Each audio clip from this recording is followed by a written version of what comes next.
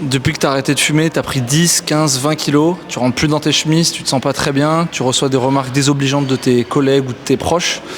Je fais cette vidéo pour te dire que c'est possible de te sortir de cette galère. Et il y a 7 principes super importants que tu dois respecter si tu veux réussir à perdre du poids. Le principe numéro 1, c'est qu'il faut que tu arrêtes de manger moins. C'est le premier réflexe des anciens fumeurs qui veulent perdre du poids. Ils coupent les glucides, ils coupent les portions, ils se frustrent et dans les 6 mois qui suivent, ils pètent les plombs, ils craquent et ils reprennent le double de ce qu'ils ont perdu. Ça semble un peu contre-intuitif quand je te le dis comme ça, mais c'est vraiment hyper important. Il faut que tu comprennes quelque chose. Manger moins, c'est quasiment jamais la solution. Surtout avec un passif d'ex-fumeur où tu as un métabolisme qui est complètement chamboulé. C'est une ligne droite vers la frustration, le fait de craquer et de reprendre le poids, comme je te le disais juste avant. Ne te coupe pas, ne te prive pas. C'est vraiment super important. Sinon, ça va faire effet boule de neige et tu vas prendre encore plus de poids au long terme. À la place, il faut plutôt que tu penses rééquilibrage alimentaire, réajuster et plutôt remplacer ce que tu mangeais avant. Peut-être que les fringales que tu avais à 16h, au lieu de manger des biscuits sucrés, tu peux prendre des fruits à coque, du chocolat noir. Pense plutôt à remplacer plutôt qu'à supprimer. Il y a un autre aspect très important, si tu manges trop peu, tu vas venir directement taper dans la masse musculaire. Et c'est certainement pas ce que tu veux quand tu veux une transformation physique, perdre du poids et devenir plus sec et plus fit. Numéro 2, la vraie clé, c'est le sport court et intense. Arrête de t'épuiser à faire des footings de 1h30. Tout ce que ça va faire, c'est ouvrir ton appétit. Tu vas rentrer chez toi, tu vas avoir des fringales et tu vas prendre 2 fois plus de poids que tu en as perdu. À la place de ça, tu devrais te concentrer plutôt sur des efforts courts et intenses. Sur la partie cardio par exemple, du sprint interval training. Donc c'est des enchaînements de sprint à très haute intensité. L'idée de ces efforts-là, c'est de recréer l'effet coupe-faim que te faisait la cigarette en produisant une molécule qu'on appelle le lacphé.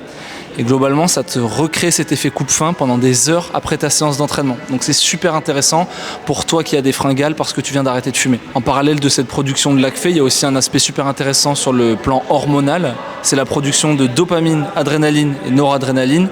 Pas la peine de retenir les noms, mais globalement, c'est 3 composantes obligatoires pour le déstockage de tes graisses. Donc dans ton objectif de perte de poids après l'arrêt du tabac, c'est vraiment super important. On arrive sur le point le plus important de cette vidéo. C'est littéralement lui qui m'a permis de passer de ce physique à ce physique. Alors écoute bien, c'est vraiment super important. Numéro 3, commence petit mais commence régulier. Juste avant, je t'ai dit qu'il fallait faire des efforts courts et intenses, mais attention, intenses par rapport à là où tu en es actuellement.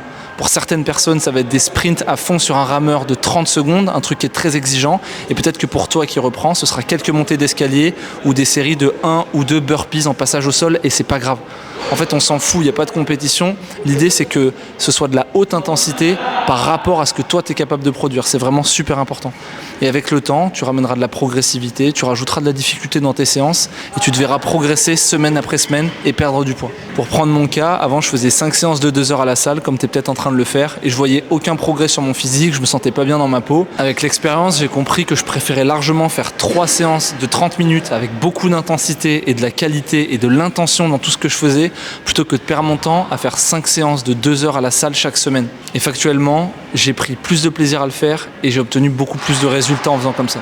Numéro 4, change l'environnement autour de toi. Tu connais certainement cette phrase un peu cliché, mais on est la moyenne des 5 personnes qu'on côtoie le plus. Alors malheureusement, si tous tes amis, toute ta famille ont pour habitude de faire l'apéro, de picoler, de fumer, de faire la fête tout le temps, de jamais s'entretenir, jamais aller au sport, malheureusement ça va être compliqué de t'y motiver toi aussi.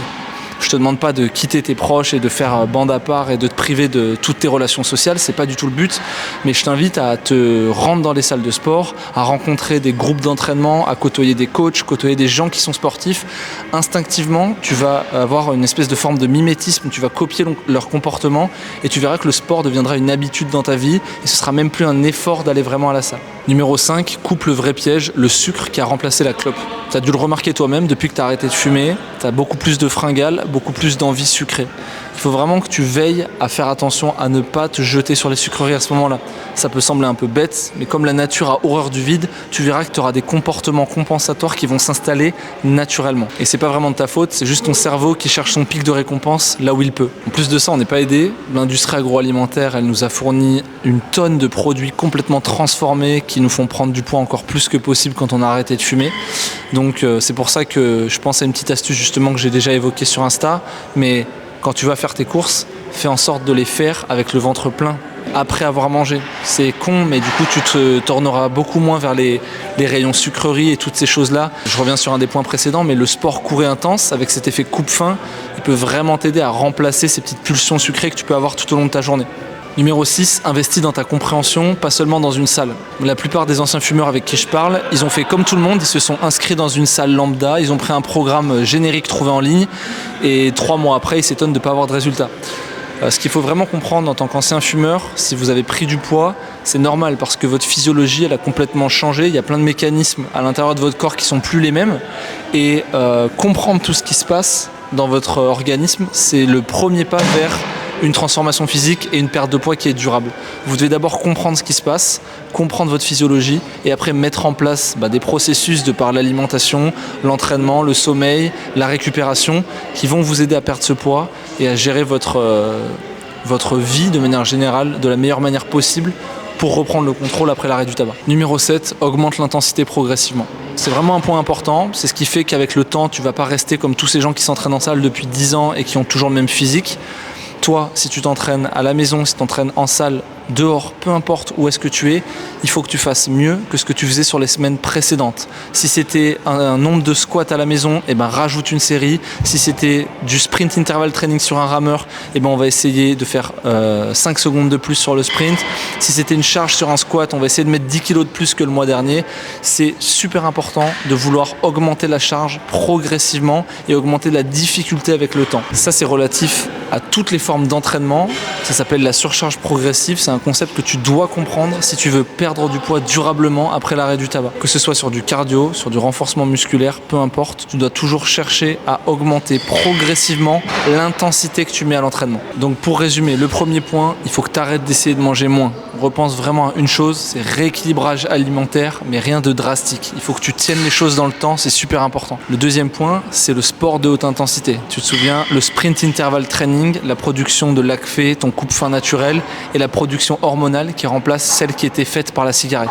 Le troisième point, c'est de commencer petit mais régulièrement. Comme je te disais, on s'en fout de ton niveau de base. Ce qui compte, c'est ce que tu mets en place aujourd'hui et ce que tu vas devenir demain. Numéro 4, change l'environnement autour de toi. Encore une fois, va voir des gens, rencontre des coachs, des communautés et fais du sport régulièrement et fais en sorte que ce sport devienne quelque chose de normal qui rentre dans ton agenda comme le brossage de dents. Numéro 5, coupe le vrai piège, le sucre qui a remplacé la clope. Comme je t'expliquais tout à l'heure avec des petits conseils, faire ses courses juste après avoir mangé, il y a plein de choses à mettre en place pour éviter de tomber dans les fringales et prendre plus de poids que ça. Numéro 6, investis dans ta compréhension. Le meilleur moyen de perdre du poids quand on vient d'arrêter de fumer, c'est d'abord de comprendre ce qui se passe dans notre organisme, comprendre tout ce qui a changé. Donc si tu peux lire, écouter des podcasts, te former vis-à-vis de ta nouvelle physiologie, tu comprendras mieux ton organisme interne, les changements qu'il faut que tu places dans ton quotidien pour perdre du poids et rester dans un corps qui est sain. Et numéro 7, le dernier point, augmente l'intensité progressivement.